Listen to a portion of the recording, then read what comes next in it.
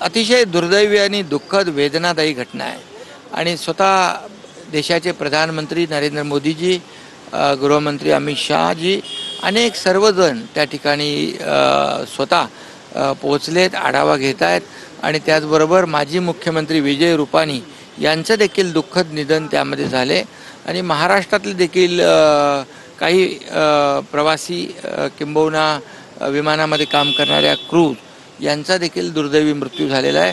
महाराष्ट्राने help desk सुरू केलेला आहे।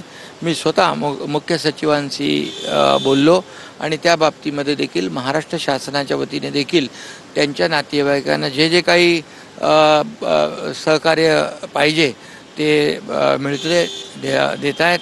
मुख्यमंत्री महोदय स्वतः त्यामध्ये जातीने लक्ष घालून या ठिकाणी सर्व याच्यावर लक्ष ठेवून आहेत।